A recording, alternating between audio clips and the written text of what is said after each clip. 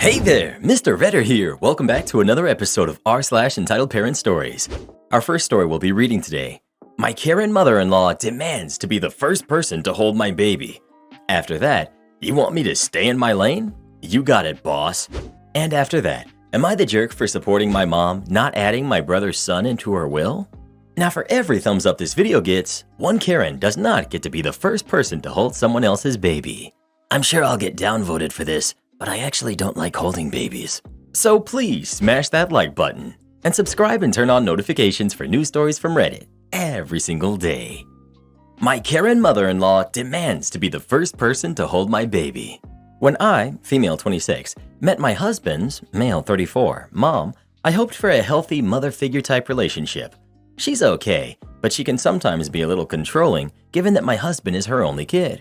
She tends to act super protective of him. When I got pregnant, mother-in-law made a request to be the first person to hold my son after he's born. She wanted to be in the delivery room with me, but I refused to let her.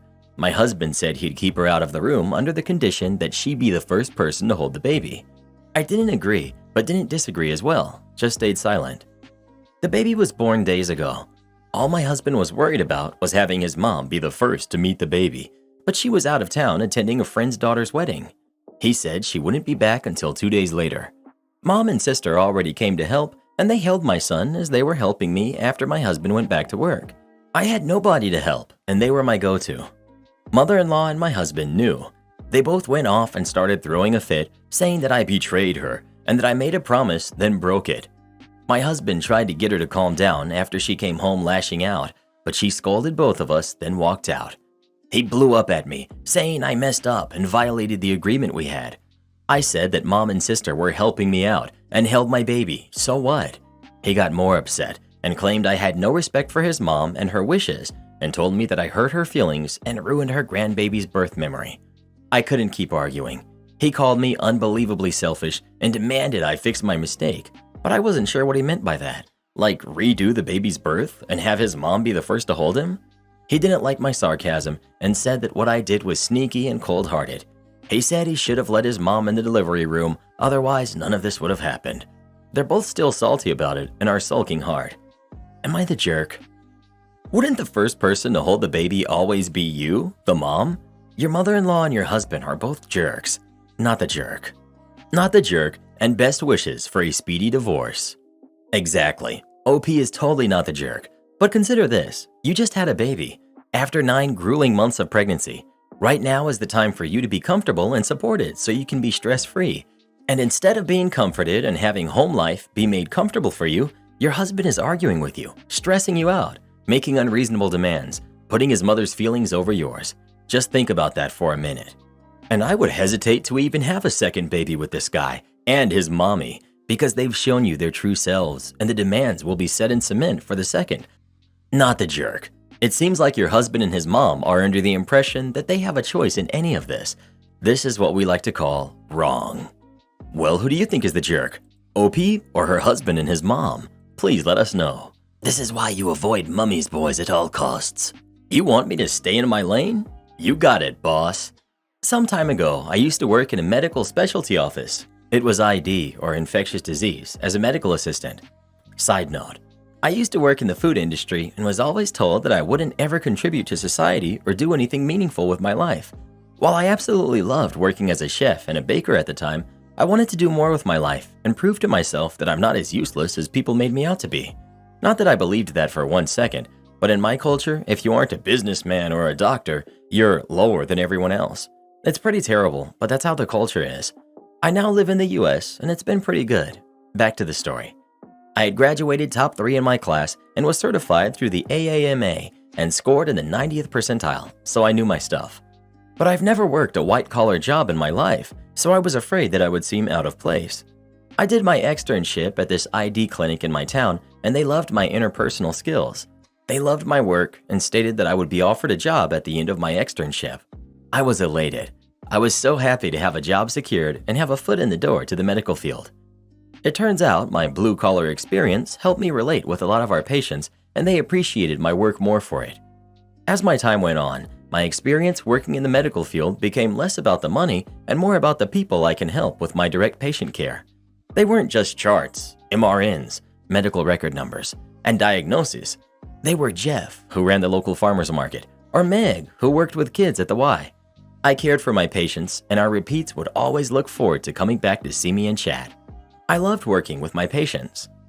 So at the end of my externship, I was extended an offer of employment for a decent amount of money. It was more than my other classmates were offered at their practices, but still not a whole lot. And I took it. I was to be made the medical assistant in charge of direct patient care. This meant checking in, rooming, dealing with prescriptions, performing and searching for labs, packing wounds, and doing dressing changes. Being officially a part of the office now, I was determined to work my butt off and show myself and my colleagues that I could do it. I continued to do my work and care for patients. However, over time, I would notice certain things that weren't in my job duties that I could do that would help care for the patients. Certain things like calling their doctors for updated orders or checking for records from local hospitals. Also helping patients find good home health or SNFs, skilled nursing facilities, generally the medical scheduler's job. This also included looking into insurance coverage, billing, and checking referral statuses, referral coordinators, among other things. Doing these tasks meant a bit more work on my end, but also meant the best care that I could offer for my patients. This went on for a year, and my patients were happy and willing to come to appointments. Apparently, not a lot of people like to come to a building that has the words infectious diseases in big print on its side. Then one day, out of the blue, I'm called into my supervisor. Young naive me thought, oh great, they see how hard I'm working and I'm finally getting recognized. Maybe they'll promote me to lead. Nope. My boss, Shelly, told me that I'm working too hard and sticking my fingers into too many pots. I asked where this was coming from, and she stated that I was staying more than 5 minutes late too many times, and it's because I'm doing too much work. She said, we can't keep paying you all this overtime. I think I was maybe making 30 minutes overtime at the most. She said that's still too much. I'm doing too much work. I was baffled, absolutely stunned. I thought I was doing the practice a service, but she undermined the entirety of the last year's hard work I put in. I was frustrated and a bit upset, but tried my best to remain professional. So I asked her what she would like me to do, and the next words out of her mouth were ones she would come to regret. Well, I see you're doing a lot of tasks that are meant for other positions. Maybe you should stop doing those and just stay in your lane. She then proceeded to write me up for trying to take advantage of the time clock. Insert Jim Carrey, alrighty then, and cue malicious compliance. I asked her to send me a list of exactly what my job duties are, which she was happy to do. It listed most of what I was originally meant to do, except it didn't include dressing changes and packing wounds. I saw this and immediately knew this would be trouble for my boss. You see, she was the only other medical assistant on our end of the office that was certified to deal with minor wound care and dressings. At this point, since I was the main contact for patients, that would fall onto her plate. So I told each of my patients that I won't be doing any of that extra work because it goes against the practice's wishes, and I was told not to. All of them understood, but it's tough to get patients to keep appointments when things are delayed. Not long after the order was issued, I got my first page for a wound pack. Excellent. One thing to note about my boss is that she absolutely abhors feet. And one thing to note about infectious disease clinics is that we dealt with a lot of diabetic foot infections, at least 2 or 3 a day. Doc wants to see how it's healing, so he removes the wrap and unpacks the foot. Spent a little extra time with the patient and now has to get to his next appointment. I'm paged by the doc to pack the foot, wet to dry. No problem, doc. Let me get Shelly for you. He gives me kind of an odd look, but continues to his next appointment. Shelly gloves up, and as soon as she passes the threshold of the room and notices it's a diabetic foot, is holding back her gags and immediately sweating. I pass by the room and she asks for my help. As calmly as I could, I turned and said, sorry boss, packing wounds isn't on my list. Can't do it. Just staying in my lane. By the way, the 2 o'clock and 3 is a through and through foot infection. Probably should get that packed soon too. I'm glad we were wearing masks because she couldn't see the massive grin I had on my face throughout that whole encounter. She tried to write me up about disobeying superiors, but I had spoken with my GM and she was behind me. Instead, she ended up getting written up for trying to put wound packs back on my list after she told me I did too much work. She ended up having to do part of the medical scheduler's job, part of the referral coordinator's job, and part of the billing office's job as she had let go one of our front desk staff because there was not enough work to go around. There was plenty of work. I was doing it. She didn't last long after that. The burnout got to her, and she stepped down from her supervisor position 4 months after that. They ended up hiring another super, and I left the practice shortly after I got sick. They told me to come back into work after 3 days, and still very symptomatic, so I told them I wouldn't endanger my patients like that and to shove it. Last I heard, they have an entirely new front office staff, and they're perpetually short-handed. Should have let me drive my own path instead of staying in your silly lanes. Why some bosses choose to punish their employees who work extra hard, I'll never understand. Am I the jerk for supporting my mom not adding my brother's son into her will? My mom is getting older and wants to create her will. She's still capable herself for the most part and also has a lawyer, but she lives with us anyway, so I help her with a lot of things, including this. I have 2 teenagers. My brother has a teenage daughter with his wife of 20 years. However, they briefly separated a decade ago, and he has a son who's 9 from someone that he hooked up with during that time. They've always had a visitation schedule, and we, the extended family, have known him since he was a preschooler. But as of a year ago, he's living with my brother and his wife full-time as his mother passed, and is now more integrated into our family. My mom accepts his son as her grandson, as do the rest of us. My mom wants to leave a small property she owns to be split among the grandkids. The assumption is that when the time comes, they'll sell it and split the proceeds since it's not sentimental or easy or convenient to share ownership of it. My brother's 9-year-old son is the sole beneficiary of his mother's passing and is the sole beneficiary of his very elderly but very well-off maternal grandparents.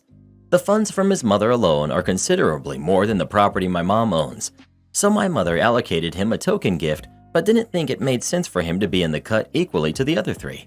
It has nothing to do with him being born outside of the marriage or anything like that. My brother found out and demanded his son be cut in equally to the property. Not really because of the money. He knows as well as we do that the 9-year-old doesn't need it, and more because of what it meant symbolically for the 9-year-old to not be cut in. My mom repeated that it didn't make practical sense, but said if I agreed, she was willing to split it 4 ways instead. But I said no. I agree with her that it's illogical. Let's say the property is worth $200,000 when my mom passes. 4 ways, that's $50,000 each. 3 ways, that's $67,000 each. If we were talking about $200, I'd understand.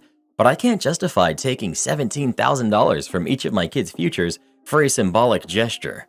Obviously, the exact amount will depend upon the market. $200,000 is just a reference point for current value. I told my brother that I don't think that was fair to my kids. He said I was being mercenary. Am I the jerk? Not the jerk. Your mother wants to do what she can to give all of her grandkids a head start in life. The needs of the youngest aren't the same as those of the 3 older ones, and your mother is taking that into consideration. That said, perhaps your mother could leave a particularly sentimental item and a letter to the youngest that expresses her love for him and the reasons behind what she did. This is how I view it. The money is to help everyone in life, not a token of how much grandma loves them. I get the feelings behind it, and it's sad he lost his mom, but he's set for life.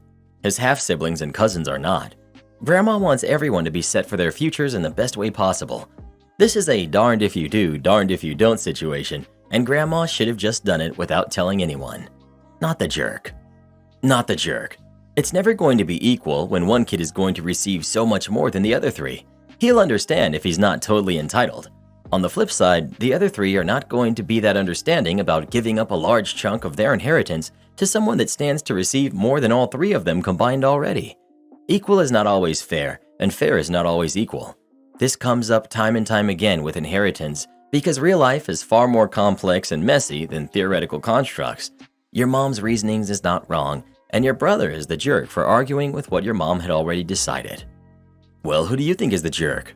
OP or their brother? Please let us know. Sorry, but your brother's a total idiot. Yell at me for delivering? Well, time to get some exercise. Some years ago, I was driving pickups and deliveries, P&D, for a trucking company in Denmark.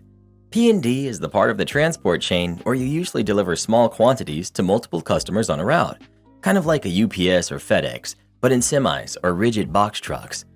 It was nearing the end of the day, and I had to deliver a trampoline to a residential area. Mind you, this is in Europe, so things may be a bit different than in the US regarding rules and regulations. It was a fairly new area with plenty of space, but I had to reverse in because there was no way of turning around. But no problem. The road was wide, and so were the corners I had to go around. I put my semi in reverse and started going backwards, and of course, I was delivering to the last house on the street. Now the road climbed a bit and was about 600 or 700 meters long, but it all went fine. When I finally got to the end of the road and got out of my truck to unload this trampoline, some guy was already standing behind my truck and yelling at me. I was the biggest idiot on earth. How the heck could I even think of going in there with a semi? I could have run over someone in the neighborhood. No one was even out. I had absolutely no valid reason for being there and could get out of there right away.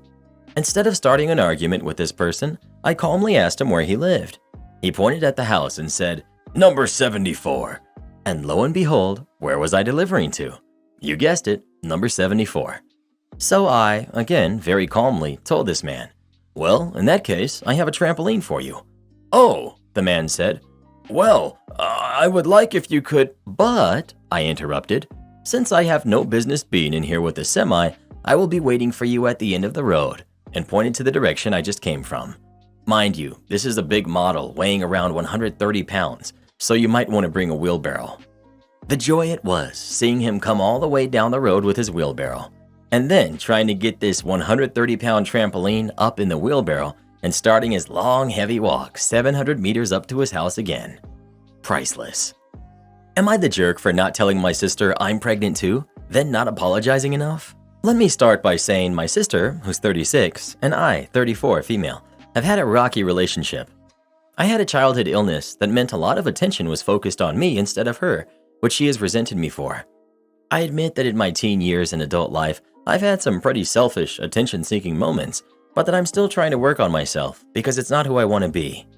In February, my husband, 36, male, and I found out I was pregnant. Even though I had health issues, I wasn't considered high risk, but we still decided not to tell anyone until the 12th week scan, including family, just in case. In March, my sister texted me saying that she's pregnant too. I called her and congratulated her, but didn't tell her I was also pregnant because of what my husband and I agreed to. This was grievance number 1, because she says I lied to her by not telling her the truth. As time went on, I didn't know how I was going to tell her I was pregnant too. I didn't want to steal her spotlight or take any attention away from her like I did when I had cancer, but I also admit that I didn't want us to compare pregnancies or have our parents compare us. I guess I didn't want to share my spotlight either. After the 12-week scan, we agreed to tell our parents, but because I didn't know how to tell my sister, I thought it best to tell my parents, then ask their opinion on how to do it. We had both sets of parents over and told them at the same time. This is grievance number 2, not inviting her. My sister knew something was going on and messaged my mom, and so I said I would tell her myself. She called me that evening and I told her. She asked, "So, you're ahead of me? Why wasn't I invited today?" I told her we wanted to tell our parents first and I didn't know how to tell her, and she hung up on me. It's been 5 months. I've sent her a letter explaining my actions and a bunch of flowers saying I should have invited her with my parents, but she still blocked me on everything. She's had an engagement party that we weren't invited to, and she missed my mom's birthday and uncle visiting from a different country because I was there, so I can tell she's still livid. I think she wants me to grovel and try harder at apologizing, but I'm now upset at her behavior. It's reminding me of how she's been pretty nasty to me in the past and how she's previously reacted to any good news in my life.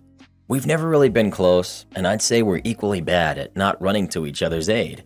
She didn't support me through my cancer, I didn't go to her housewarming, etc. I need an outside perspective, and I'm willing to answer any questions to understand if I'm the jerk and should try harder to apologize for lying to her and not inviting her to the reveal. Well, who do you think is the jerk? OP or her sister? Please let us know. So your sister wants to have nothing to do with you now. I'd consider that a win, to be honest. She sounds insufferable. Am I the jerk for gifting one daughter a house, but not the other?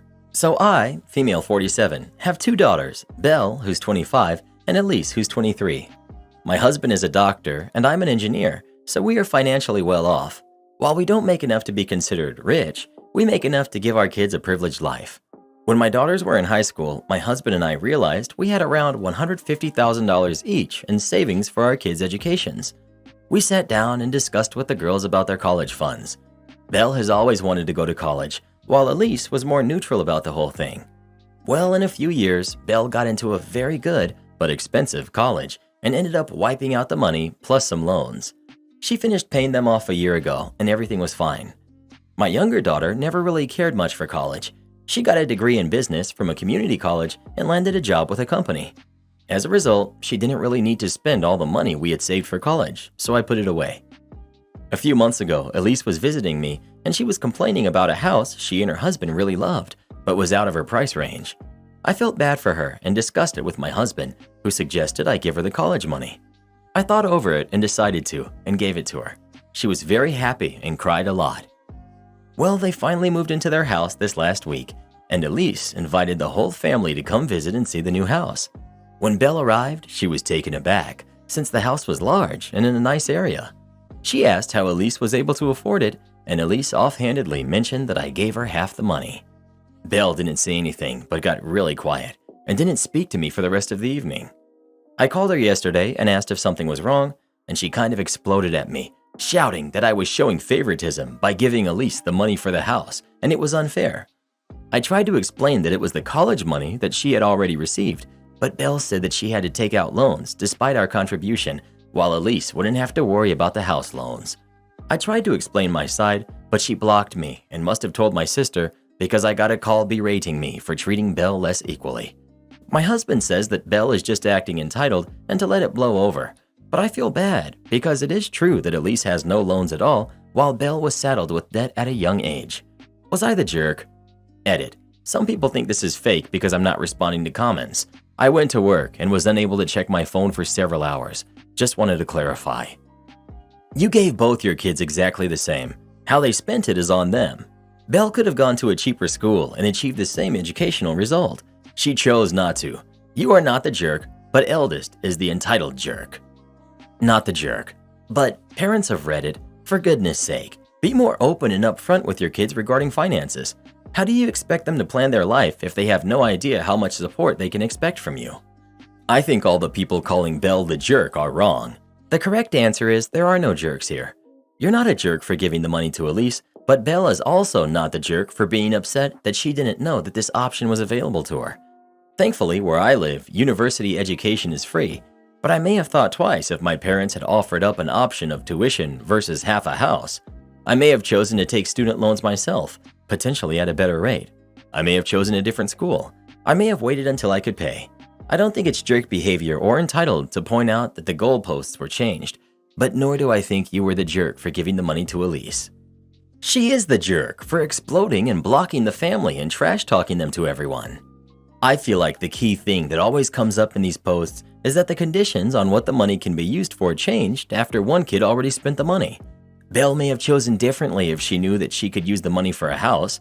I don't think that makes OP the jerk, but it's understandable why she would feel upset. Well, who do you think is the jerk? OP or Belle? Please let us know. Belle is an entitled brat. You spent all the money your parents saved for you on college. Get over yourself. Am I the jerk for pointing out my sister-in-law and her partner's poor financial situation? My husband, who's 40, and I have been trying to get pregnant ever since we got married. We had no luck for 3 years of trying to conceive, so we went to a doctor and found out that one of us has a problem. Allow me to not go into detail. Because of this, we tried IVF, but it was unsuccessful after 3 tries. We finally got pregnant last year, but I miscarried. So we made the hard decision of giving up and accepted that we aren't meant to become parents. Last week, during my birthday party, where we invited some friends and family members, my mother-in-law asked how the IVF is going, and I told her that husband and I are no longer trying. Given everything that we've been through, mother-in-law said that she understands and assured us that she supports our decision. Father-in-law also said some words of encouragement. I was relieved that everyone seemed to be so supportive. When my sister-in-law said something along the lines of, I'm glad you guys finally made that decision. God chooses only those who are up to the challenge to become parents, you know. There was an awkward silence. Then she continued, You should not adopt either. I should mention that sister-in-law and her partner have 3 kids, and she's currently pregnant with baby number 4. Her partner works part-time at a local supermarket, while sister-in-law stays home with the kids. So yeah, they're not in a good financial situation and have to rely on benefits to get by. I answered sister-in-law with, Yeah, I'm sure God chooses only the right people to become parents. I wonder what the qualifications are though, because clearly financial stability isn't one of them. Another awkward silence before father-in-law changed the subject. Later that night, I got a message from sister-in-law calling me a jerk for looking down on them because they are poor. I did not reply, but I feel like a jerk because of what I said. Not the jerk. It's very telling that father-in-law changed the topic. You said what everyone else was thinking, apparently. What she said was inhumanely callous. I'm so sorry. She's not the jerk, but it's a big assumption to say that about father-in-law changing the topic. It sounds more like everyone was uncomfortable. Not sure how you can assume that without knowing anything else about them. Not the jerk. Clearly, compassion and intelligence aren't on that qualification list either. Not the jerk.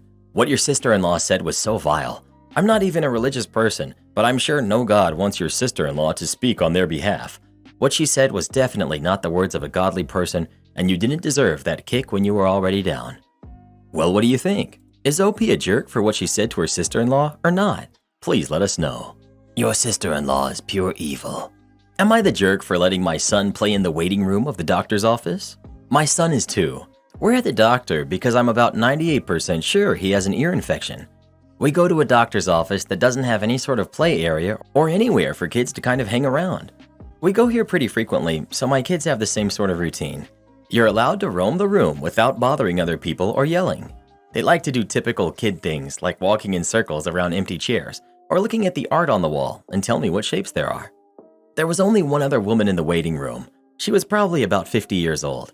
So while we're waiting, my little son is doing his typical thing.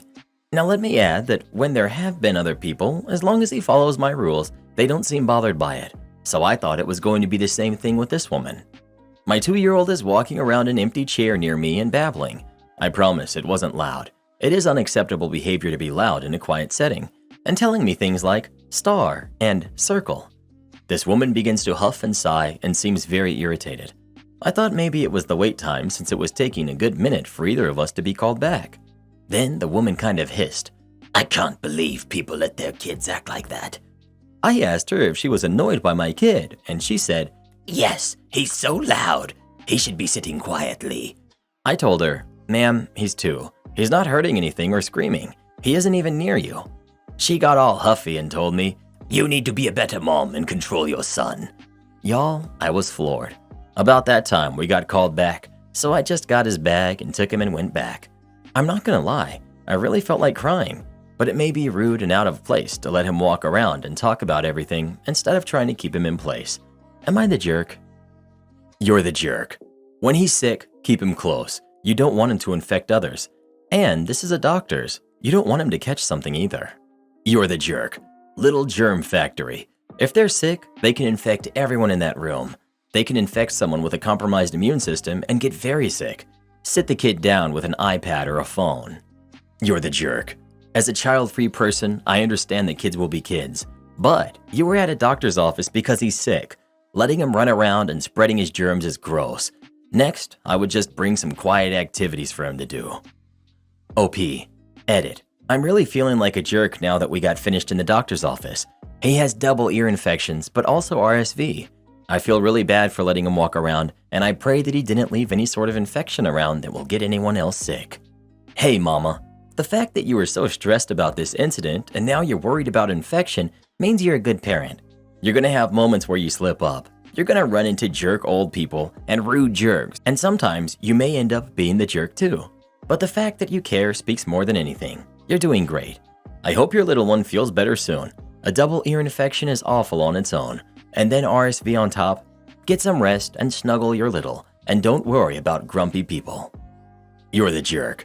Considering my husband nearly passed 2 years ago from RSV complications, I would be upset if I found out someone was letting their kid walk around the place and close to everyone. You're the jerk. Doctors' offices are not playgrounds. Your kid should not be wandering around babbling, even if it is quietly, at least to you. Sick kids don't understand social distancing and tend to wipe their hands and snot all over things and people. Try taking a bag of toys and books to the doctor's office to keep your kid occupied. My kids always preferred me reading the books. I would hold them and read out loud to them. Next thing, I'd have a bunch of them sitting in a semicircle in front of my seat. The receptionist always told me they were sorry when we'd get called to see the doctor because the waiting room was much quieter while I read. Well, what do you think? Is OP the jerk or not? Please let us know. My answer would be biased because I despise kids. That's what happens when everywhere you move, you have neighbors who have those dumb kids that scream all day. Karen tries to force me to sell my house and give her the proceeds.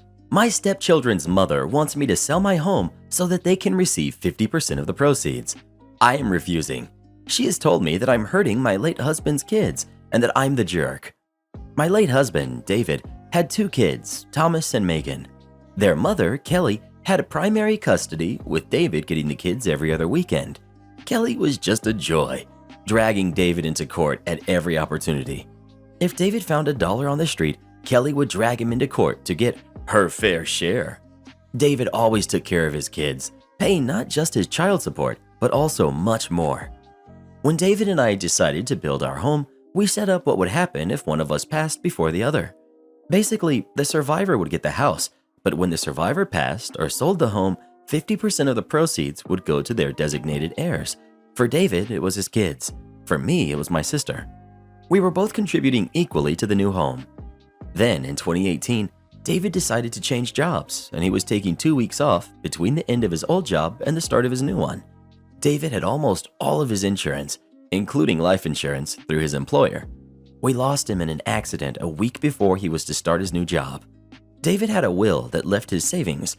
We kept our finances separate, and his 401k to his kids, but there wasn't a large amount. There was no life insurance. We did have mortgage insurance, so when David passed, the house was paid off. Kelly hated me and did everything she could to make her kids do so as well. So it was no surprise we didn't have any contact after David passed. I was surprised when Kelly reached out to me a couple of weeks ago. She said that she and the kids are struggling financially since she ended up having to close down her business in 2020. She is working now, but at a low-paying call center job. She wants me to sell the house so that half of the proceeds would go to the kids, and she can use that for their education and medical expenses.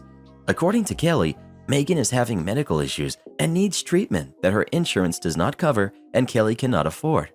I said no, I was not selling my home. Honestly, I could care less what Kelly thinks. She has been a jerk to me since the day I met her.